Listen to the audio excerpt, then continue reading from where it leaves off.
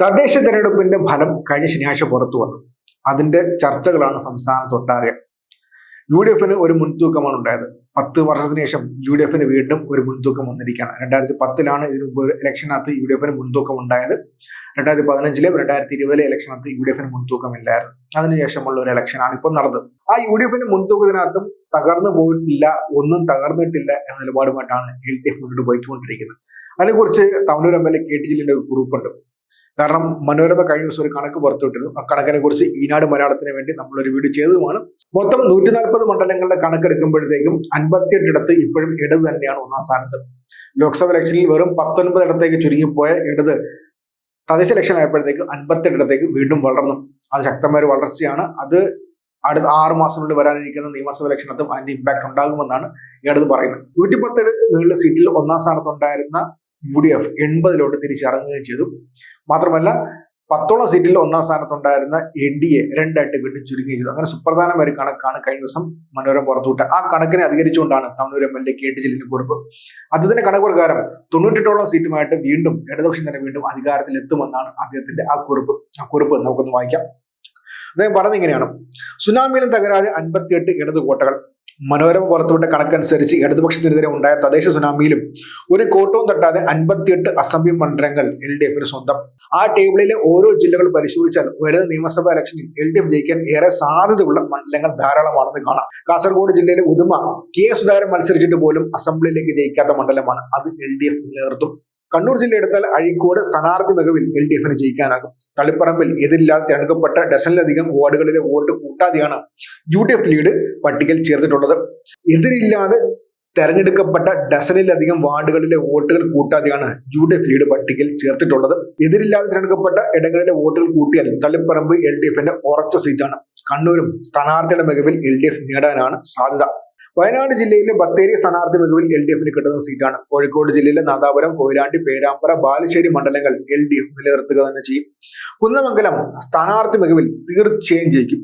തിരുവമ്പാടിയിലും കോഴിക്കോട് സൗത്തിലും സ്ഥാനാർത്ഥി മികവിൽ LDF തുടരുക തന്നെ ചെയ്യും. മലപ്പുറം ജില്ലയിൽ പൊന്നാനി LDF ജയിക്കും. തവനൂരും താനൂരും സ്ഥാനാർത്ഥികളുടെ മികവിൽ LDF സ്വന്തമാക്കും.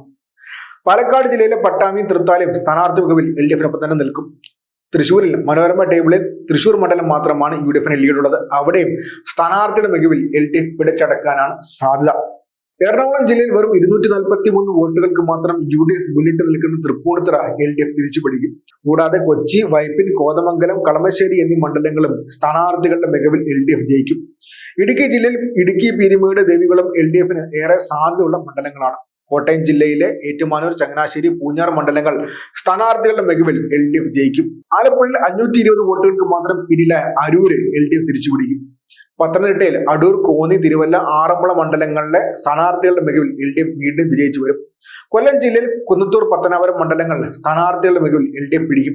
തിരുവനന്തപുരത്ത് വട്ടിയൂർക്കാവും, ചിറയൻകീഴും, നേമവും, നെയ്യാറ്റിൻകരയും LDF-ന്റെ ലിസ്റ്റിൽ ഇടം നേടും.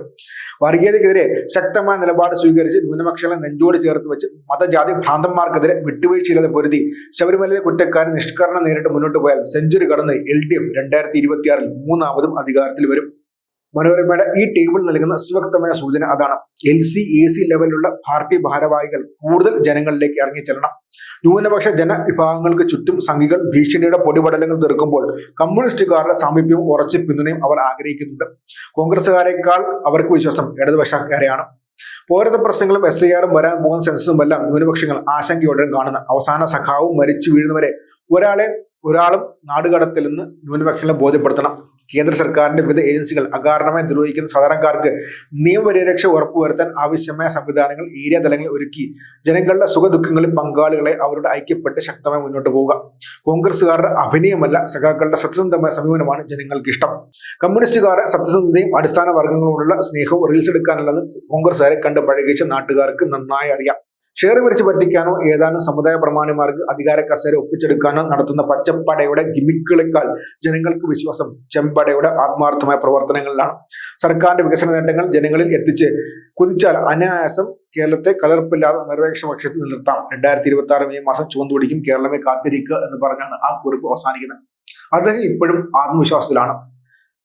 ലോക്സഭ ഇലക്ഷനേക്കാൾ മുൻപോട്ട് കയറി വന്നതിനാൽ അടുത്ത ഇലക്ഷനകത്ത് 6 മാസം കഴിഞ്ഞ് നടക്കാതിരിക്കുന്ന ഇലക്ഷനകത്ത് വീണ്ടും മുന്നോട്ട് കയറി വരുമെന്ന് അദ്ദേഹം പറയുന്നത്. അദ്ദേഹത്തിന്റെ ഈ കണക്ക് പരിശോധിക്കുമ്പോഴത്തേക്കും 90-ന് മുകളിൽ സീറ്റ്, ഏകദേശം 100-നടുത്ത് സീറ്റുമായിട്ട് വീണ്ടും മൂന്നാമതും LDF അധികാരത്തിൽ വരുമെന്നാണ് അദ്ദേഹം പറയുന്നത്. ഇതിന്റെ കണക്കിനകത്ത് അദ്ദേഹം ആ പട്ടിക കൂടി പറയുന്നുണ്ട്. ആ കണക്ക് കൂടി ചേർത്താണ് അദ്ദേഹം ഈ കാര്യം വ്യക്തമാക്കുന്നത്. എന്തായാലും തവനൂർ MLA KT ജലീൽ ശുഭാപ്തി വിശ്വാസത്തിലാണ്. ശ്രദ്ധിക്കേണ്ട പ്രധാനപ്പെട്ട കാര്യം, അദ്ദേഹം വീണ്ടും മത്സരിക്കുന്നില്ലെന്നാണ് പറഞ്ഞിട്ടുള്ളത്. ആറ്റിയോ ഇല്ലയോ എന്നത് ഏറ്റവും സുപ്രധാനമായ ഒരു ചോദ്യമാണ്. എന്തൊക്കെയായാലും KT ജലീൽ MLA വ്യക്തമാക്കിയിരിക്കുകയാണ്, വീണ്ടും 100 സീറ്റ് അടുപ്പിച്ച് വിജയമായിട്ട് LDF തന്നെ അധികാരത്തിലെത്തുമെന്ന്. മൂന്നാം സ്ഥാനത്ത് LDF തന്നെ അധികാരത്തിലെത്തുമെന്ന്, മൂന്നാം തവണയും അധികാരത്തിലെത്തുമെന്ന് വ്യക്തമാക്കിയിരിക്കുകയാണ് KT ജലീൽ MLA.